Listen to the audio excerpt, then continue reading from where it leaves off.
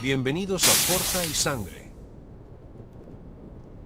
Corría el año 1582 y para un soldado como yo, pues el mundo ya no parecía tan grande. Habíamos plantado nuestros estandartes casi en el fin del mundo, en un sitio que llamaban las Filipinas. Y la verdad pensábamos que ya lo habíamos visto todo. Pero no. En ese rincón, en esa esquina olvidada de los mapas, dos soles. Sí, dos leyendas guerreras iban a chocar. Y vaya si chocaron. Claro, en Flandes, en Italia. A ver, se sabía quiénes éramos, los tercios. Éramos, y no es por presumir, la mejor infantería que pisaba la tierra. Y lo sabíamos, vaya que sí. Pero allí, en medio de esa humedad pegajosa de Cagayán, todo ese orgullo, toda esa fama, se topó con otra cosa. No era un ejército como los que conocíamos, eran ellos, los del sol naciente. Y las historias que nos llegaban, parecían cuentos de viejas, mitos. Hablaban de demonios con espadas capaces de partir el acero. Y no eran solo cuentos. Mirad, que nadie se engañe. No eran los típicos piratas. Eso lo supimos bien pronto. Se hacían llamar los Guaco. Y de bandidos desorganizados, nada de nada, para nada. Aquello era una fuerza militar, una auténtica máquina de guerra, una coalición de veteranos, tipos que llevaban el fuego de 1000 batallas grabado en la cara. Poco a poco, la información fue llegando. Los espías nos contaron la verdad. El que mandaba era un tal Tei Fusa, y su guardia personal, su núcleo duro, era Nonin. ¿Sabéis lo que es eso? Samuráis sin señor, o sea, lo más peligroso que te puedes echar a la cara. Venían con sus katanas, de ese acero del que tanto se habla, y no solo eso, también traían sus propios arcabuces, los Tanegashima. Y lo peor es que se habían hecho fuertes en el río Cagayán. Estaban desafiando al rey en nuestras narices. No había otra opción, había que echarlos de allí. Y para un trabajo así, el gobernador, no mandó a ningún jovencito con ganas de medallas. No, mandó a un perro viejo, a un zorro, a Juan Pablo de Carrión. 60 años, que se dice pronto. Un tipo que se había pasado la vida entera entre barcos y batallas. Su cara, os lo juro, era un mapa de cicatrices y campañas. Era el hombre perfecto para esto, porque a Carrión, a esas alturas, ya no le asustaba nada. Pero esperad, antes de meternos en el barro hay que entender una cosa. Para un soldado, tus herramientas lo son todo. Tu vida depende de ellas. Tienes que conocer tu espada, tu armadura, tu pólvora, como la palma de tu mano. Y casi más importante, tienes que conocer las del que tienes enfrente. Se oían maravillas de sus katanas. Y con razón, Para cortar eran una obra de arte. Pero nuestro acero, el de Toledo, era otra historia. Era flexible, sí, pero tenía doble filo. Y su secreto, su veneno, era la estocada.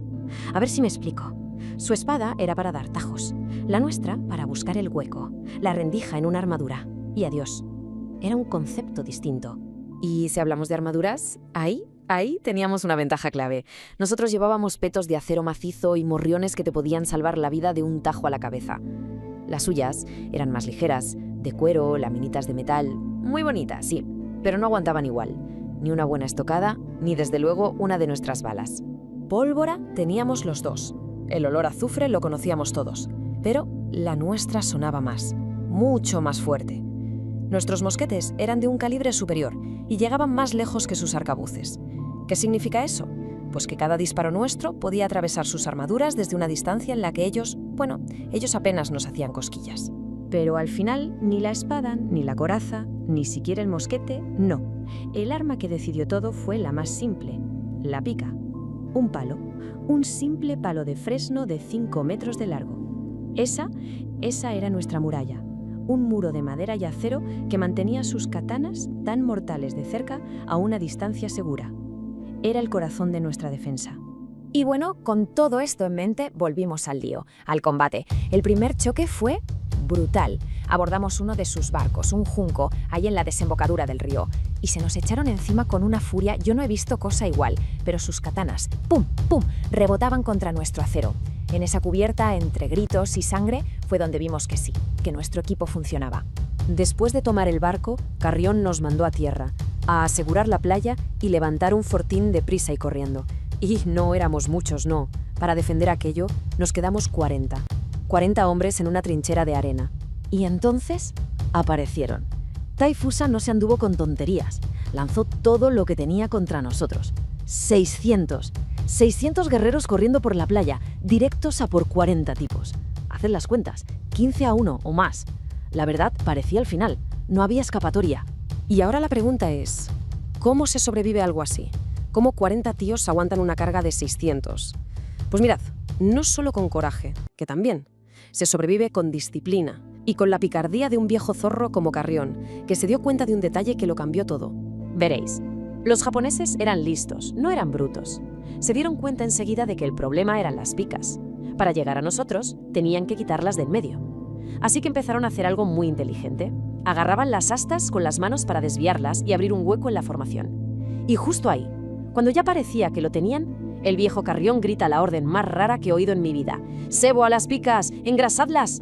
Usamos grasa de animal, lo que teníamos. ¿Y qué pasó? Pues que la siguiente vez que intentaron agarrar la madera, sus manos resbalaban, se quedaban vendidos, totalmente expuestos. Y en ese segundo, ¡zas! La pica hacía su trabajo. Lo intentaron 3 veces, 3 asaltos, y las 3 veces se estamparon contra el mismo muro. Un muro de picas resbaladizas y el fuego de los mosquetes. Nuestro grito, Santiago y cierra España, se oía por encima de todo. Y al final, se rompieron. Su moral se vino abajo y huyeron, dejando el campo lleno de los suyos.